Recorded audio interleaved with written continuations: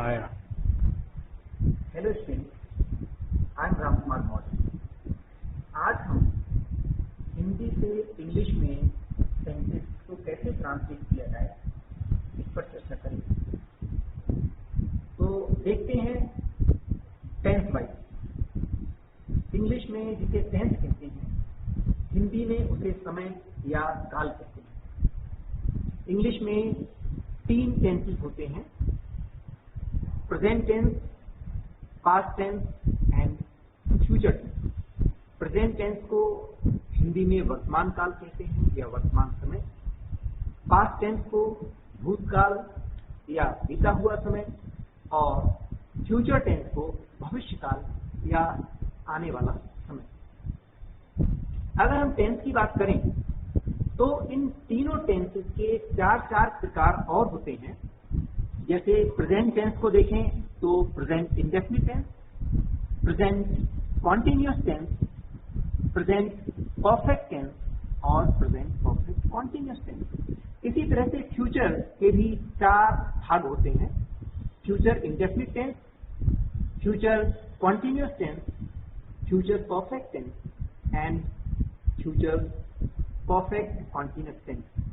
ठीक इसी प्रकार से पास्ट टेंस के भी 4 प्रकार होते हैं: past indefinite tense, past continuous tense, past perfect tense and past perfect continuous tense. तो सबसे पहले हम प्रेजेंट इंडेफिनिट टेंस की चर्चा करेंगे। तो जैसा कि अभी मैं बता चुका हूं कि 3 टेंस होते हैं: present tense, past tense and future tense. तो उसमें हम सबसे पहले देखते हैं प्रेजेंट इंडेफिनिट टेंस। अब देखते हैं कि प्रेजेंट इंडेफिनिट टेंस का अगर कोई सेंटेंस हिंदी में लिखा हो तो उसकी पहचान क्या होगी। तो पहचान: हिंदी वाक्यों के अंत में ता है, ती है, ते हैं आदि शब्द लगे होते हैं। अगर कोई सेंटेंस हिंदी में लिखा होगा तो उसके अंत में ता है, ती है, ते हैं इस तरह के शब्द लगे होंगे, जिससे हम पहचान लेंगे कि ये सेंटेंस प्रेजेंट इंडेफिनिट टेंस का है। जैसे सोहन स्कूल जाता है, तो इस सेंटेंस के अंत में ता है लगा हुआ है, अर्थात ये सेंटेंस प्रेजेंट इंडेफिनिट टेंस का है। मीरा खाना पकाती है, इसके अंत में ती है लगा है, अर्थात ये सेंटेंस प्रेजेंट इंडेफिनिट टेंस का है। तो आइए अब हम देखते हैं कि जब हम हिंदी के सेंटेंस को इंग्लिश में ट्रांसलेट करेंगे तो किन किन नियमों का हमें पालन करना है। सबसे पहला नियम है, यदि सब्जेक्ट प्लूरल नंबर सब्जेक्ट, यदि सब्जेक्ट प्लूरल नंबर का होगा, जैसे आई, वी, दे, यू, तथा plural noun dogs, cats, chairs, boys, girls, तो इनके साथ वर्ब की फर्स्ट फॉर्म का प्रयोग करते हैं। इसी तरह से हम दूसरा नियम देखेंगे, सिंगुलर नंबर सब्जेक्ट, एक वचन करता, जैसे ही, शी, इट, तथा कुछ सिंगुलर नाउन्स जैसे डॉग, कैट, बॉय, गर्ल, इन सब के साथ वर्ब की फर्स्ट फॉर्म में एस या ईएस जोड़ देते हैं। एक चीज का हम विशेष ख्याल रखेंगे कि है हूं की अंग्रेजी इस आर एम नहीं लगाते हैं।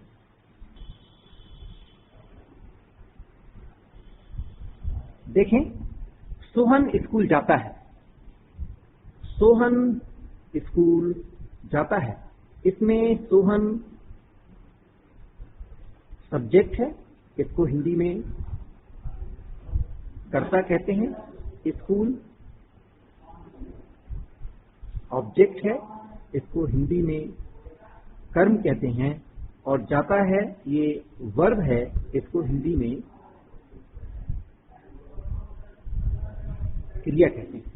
तो हमने देखा कि अगर कोई सेंटेंस हिंदी में लिखा होगा तो उसका जो क्रम होगा, सबसे पहले कर्ता लगा होता है, फिर कर्म लगा होगा, फिर वर्ब लगी होगी। अगर हम इसकी इंग्लिश ऐसे की ऐसी लिखते हैं, सोहन के नीचे सोहन लिख दें, स्कूल के नीचे स्कूल लिख दें, और जाता है कि इंग्लिश गोज लिख दें, सोहन स्कूल गोज, तो इंग्लिश ट्रांसलेशन ये रॉन्ग हो जाएगा, क्योंकि हिंदी में जिस क्रम का हमने यूज किया है, पहले कर्ता, फिर कर्म, फिर क्रिया, जब हम इसी सेंटेंस को इंग्लिश में बनाएंगे तो सबसे पहले सोहन की इंग्लिश लगाएंगे, उसके बाद जाता है की इंग्लिश लगाएंगे, और फिर स्कूल की इंग्लिश लगाएंगे। तो हमारा क्रम हो जाएगा कर्ता, क्रिया, कर्म, इस क्रम से लगाएंगे। अर्थात सोहन जाता है स्कूल, ये हमारा ये क्रम हो जाएगा। अगर हम इस क्रम से सेंटेंसेस को इंग्लिश में ट्रांसलेट करते हैं तो हमारा सेंटेंस ठीक होगा। जैसे सोहन जाता है, पहले हम नियम में बता चुके हैं कि यदि सब्जेक्ट सिंगुलर नंबर होगा, एक वचन होगा, तो वर्ब में एस जोड़ देते हैं, तो ये गोज हो जाएगा। Sohan goes to school. इसमें है कि इंग्लिश नहीं लगेगी, प्रेजेंट इंडेफिनिट टेंस के वाक्यों में है हु की इंग्लिश नहीं लगाते हैं। ऐसे ही हम देखते हैं अगला सेंटेंस, सेंटेंस नंबर 2, मीरा खाना पकाती है। तो सबसे पहले मीरा की इंग्लिश लगाएंगे, फिर पकाती, फिर खाना। नंबर 1 मीरा, नंबर 2 पकाती है, और नंबर 3 खाना। मीरा पकाती की इंग्लिश कुक होती है।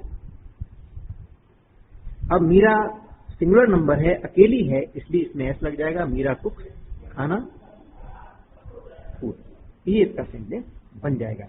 वह पानी पीता है, तो वह पीता है पानी। नंबर 1 वह की इंग्लिश, फिर पीता है की इंग्लिश, उसके बाद पानी की इंग्लिश लगाएंगे। ही, पानी पीना, तो पानी पीना और शराब पीना ये ऐसे दो शब्द हैं जिनके साथ में पीने की इंग्लिश ड्रिंक लगेगी, तो ही ड्रिंक। लेकिन अभी ये गलत है, ही सिंगुलर नंबर सब्जेक्ट है, एक वचन है, इसलिए इसके साथ में एस लगेगा, ही ड्रिंक वाटर। अब ये सेंटेंस ठीक हो गया। नेक्स्ट सेंटेंस देखें, मेरी माँ चाय पीती है। मेरी माँ नंबर 1 पीती है, नंबर 2 और चाय नंबर 3। मेरी माँ, माई मदर पीती है।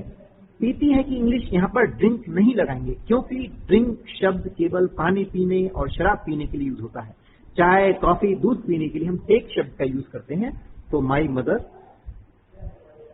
टेक, लेकिन माई मदर अकेली है, सिंगुलर नंबर है, इसलिए फिर इसमें एस लगेगा। My mother takes tea. इस प्रकार ये सेंटेंस हमारा हो जाएगा। नेक्स्ट सेंटेंस देखते हैं,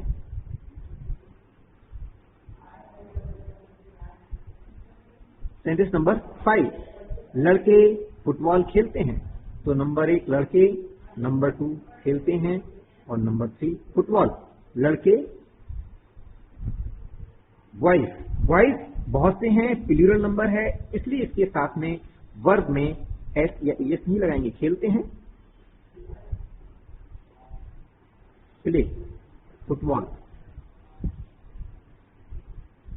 तो इसमें वर्ब में प्ले में एस एस नहीं लगाया है, क्योंकि बॉयज बहुत से हैं, प्लूरल नंबर है, इसलिए।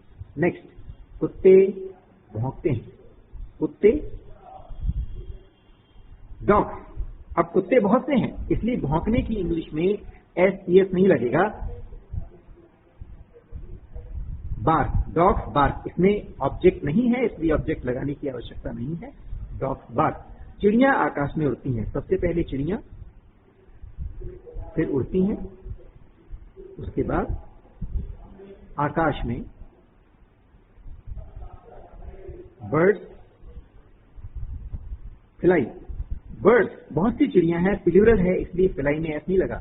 बर्ड्स फ्लाई, आकाश में, in the sky. Next sentence देखें, रेखा खाना पकाती है। रेखा पकाती है खाना, तो रेखा सबसे पहले सब्जेक्ट की इंग्लिश, फिर वर्ब की इंग्लिश, और फिर ऑब्जेक्ट की। नंबर 1 रेखा, नंबर 2 पकाती है, नंबर 3 खाना। देखिए, रेखा पुनः अकेली है, अर्थात ये सिंगुलर नंबर सब्जेक्ट है, इसलिए पकाने की इंग्लिश कुक होगी, और इसमें एस लग जाएगा। तो रेखा कुक, खाना, फूड, ये इसकी इंग्लिश होगी। हम स्कूल जाते हैं, हम स्कूल जाते हैं। तो सबसे पहले हम की इंग्लिश लगाएंगे, फिर जाते हैं की इंग्लिश, फिर स्कूल की इंग्लिश लगाएंगे वी। ये वी प्लूरल नंबर प्रोनाउन है, इसलिए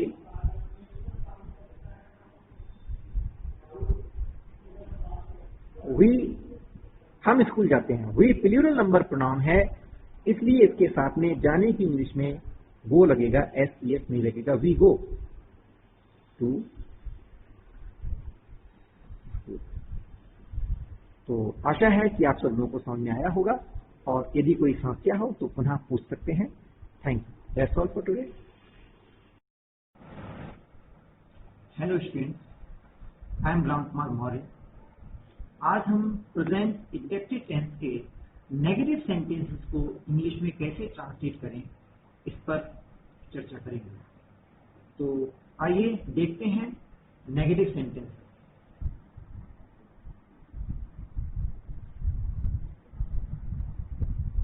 कैसे पहचानें कि ये सेंटेंस नेगेटिव सेंटेंस हैं, तो आइए देखते हैं पहचान। हिंदी वाक्यों के बीच में नहीं लगा होता है, ये नेगेटिव वाक्य कहलाते हैं। जैसे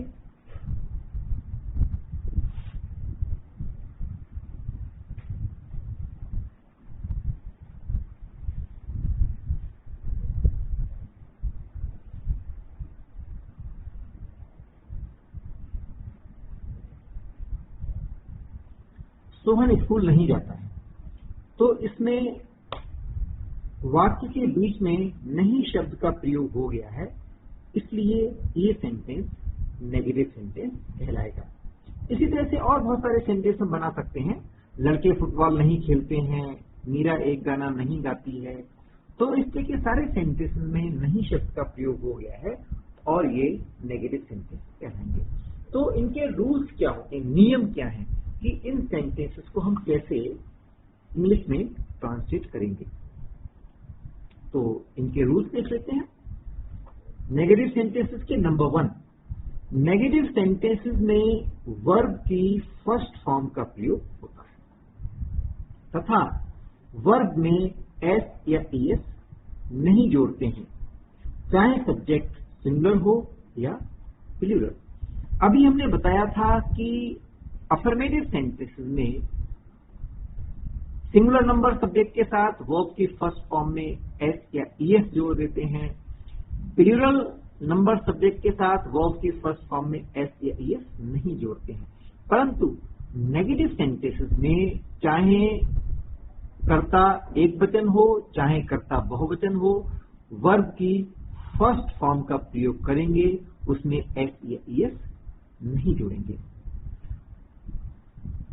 रूल नंबर 2, नेगेटिव सेंटेंसेस में सिंगुलर नंबर सब्जेक्ट के साथ सब्जेक्ट तथा वर्ब के बीच डज नॉट का प्रयोग होता है।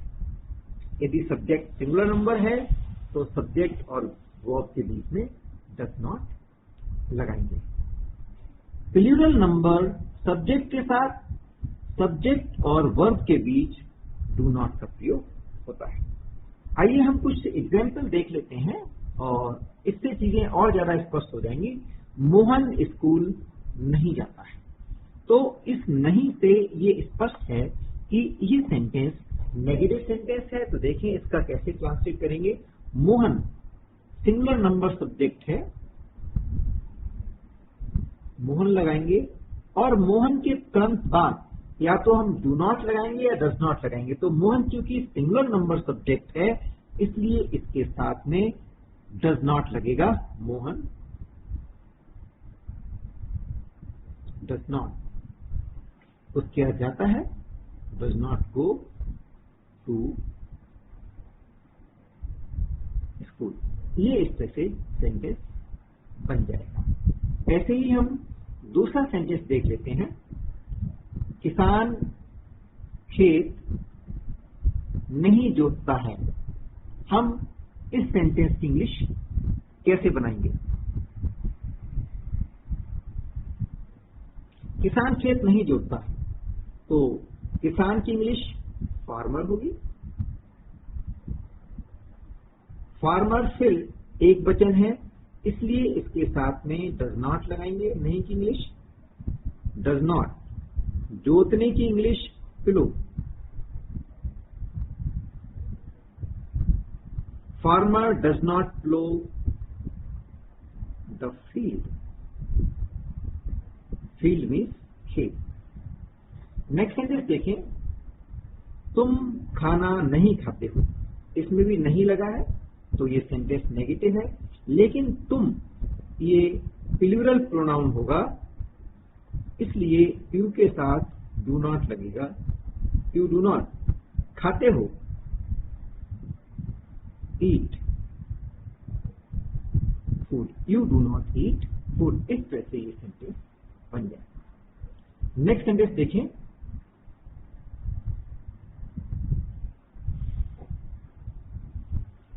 लड़के फुटबॉल नहीं खेलते हैं। लड़के, ये प्लूरल नंबर सब्जेक्ट है, नहीं लगा है इसलिए नेगेटिव है, तो लड़के की English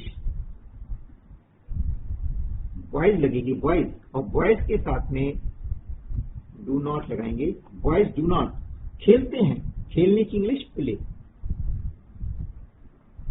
boys do not play football. इस तरीके से ये सेंटेंस हमारा हो जाता है। और नेक्स्ट सेंटेंस हम देखते हैं, लड़कियां झगड़ा। प्रेजेंट इंडेफिनिट टेंस के इंट्रोगेटिव सेंटेंसेस को इंग्लिश में कैसे ट्रांसलेट करें, आइए हम इनके नियम देखते हैं। क्या से प्रारंभ होने वाले वाक्य, इसका पहला रूल है, सिंगुलर नंबर सब्जेक्ट या एक वचनकर्ता वाले वाक्यों के प्रारंभ में डज का प्रयोग होता है। दूसरा नियम है, प्लूरल नंबर सब्जेक्ट या बहुवचनकर्ता वाले वाक्यों के प्रारंभ में डू का प्रयोग होता है।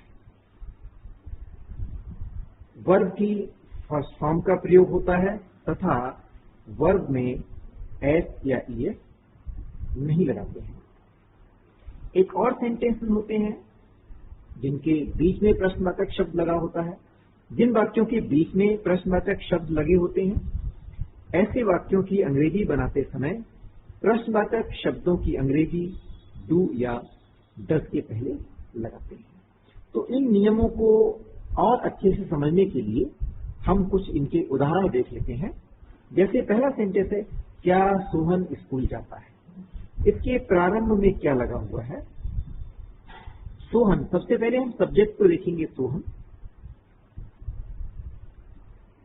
अब सोहन सिंगुलर नंबर सब्जेक्ट है। हम पहले ही कह चुके हैं कि सिंगुलर नंबर सब्जेक्ट होगा ऐसे वाक्यों में डज का प्रयोग होता है, तो सोहन के पहले हम डज का प्रयोग करेंगे। डज सोहन जाता है, go to. Does Sohan go to school. और लास्ट में हम क्वेश्चन मार्क का यूज करेंगे। और इसके एग्जाम्पल देखते हैं। क्या मीरा चाय बनाती है, प्रारंभ में क्या लगा हुआ है, तो इसमें या तो डू लगाएंगे या डज लगाएंगे। अब हम सब्जेक्ट देखते हैं, मीरा, और मीरा को हम लिख भी लेते हैं। मीरा सिंगुलर नंबर सब्जेक्ट है, इसलिए इसके प्रारंभ में डज का प्रयोग करेंगे। डज मीरा, अब वर्ब लगाएंगे, बनाती है, डज मीरा मेक चाय, डज मीरा मेक टी।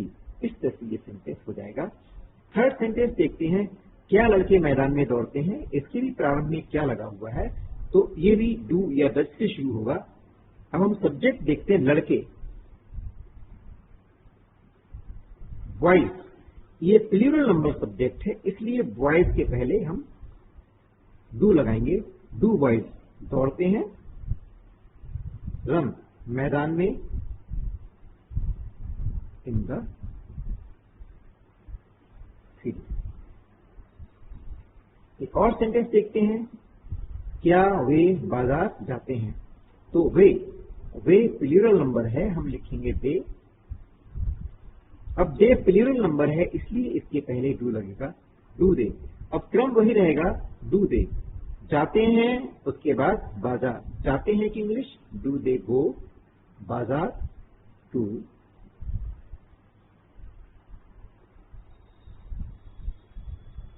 बाजार, और इसकी इंग्लिश मार्केट भी लगा सकते हैं। Do they go to market या do they go to bazaar, दोनों ही शब्दों का यूज कर सकते हैं। अब ये दूसरे तरह के सेंटेंस शुरू होते हैं। मनोज कहाँ रहता है, यहां पर प्रश्नवाचक शब्द बीच में आ गया है, तो इसका कैसे करेंगे? वही हम मनोज लिखेंगे यहां पर। अब देख लें कि मनोज सिंगुलर नंबर सब्जेक्ट है, तो मनोज के साथ प्रश्नवाचक शब्दों में डज लगेगा, तो यहां डज लगाएं। लेकिन इस डज से भी पहले कहां की इंग्लिश लगेगी? वेयर। तो ये हो जाएगा वेयर डज मनोज रहता है, लिव। ये इस तरह से सेंटेंस हो जाएगा। Where does Manoj, Manoj singular number subject था, सिंगुलर नंबर सब्जेक्ट के साथ इंट्रोगेटिव सेंटेंस में डज लगता है, उससे भी पहले प्रश्नवाचक शब्द की इंग्लिश लगाएंगे। क्या वह क्या खाती है, वह क्या, यहां पर प्रश्नवाचक शब्द बीच में लगा हुआ है, तो क्या की इंग्लिश व्हाट लगेगी? वह, शी, ये सिंगुलर नंबर सब्जेक्ट है इसलिए इसके साथ डज लगेगा। तो सबसे पहले हम क्या की इंग्लिश लगाएंगे? व्हाट, फिर डज लगाएंगे। वह, she, what does she is. इस तरह से ये सेंटेंस हो जाएगा। और सेंटेंस देखते हैं। तुम कब खेलते हो, कब, ये प्रश्नवाचक सेंटेंस है, तो सबसे पहले इस कब की इंग्लिश लगाएंगे व्हेन। अब व्हेन के बाद डू लगेगा या डज लगेगा, ये सब्जेक्ट को देख के पता चलता है। तुम ये प्लूरल नंबर सब्जेक्ट है, तो यहां पर डू लगेगा। व्हेन डू यू खेलते हो, प्ले, और लास्ट में क्वेश्चन मार्क लगाते हैं। एक और सेंटेंस देखते हैं। रेखा स्कूल कब जाती है, कब, कब की इंग्लिश व्हेन लगेगी। आगे रेखा, रेखा सिंगुलर नंबर सब्जेक्ट है इसलिए व्हेन के बाद डज का प्रयोग होगा। व्हेन डज मीरा जाती है वो टू स्कूल। तो इन सारे सेंटेंस में देखा कि जहां भी वर्ब लगाया गया है, वर्ब में कहीं भी एस या ईएस का प्रयोग नहीं हुआ है। तो आशा है ये इंट्रोगेटिव सेंटेंसेस को इंग्लिश में कैसे ट्रांसलेट किया जाए, ये छात्रों को सबको समझ में आ गया होगा। Thank you.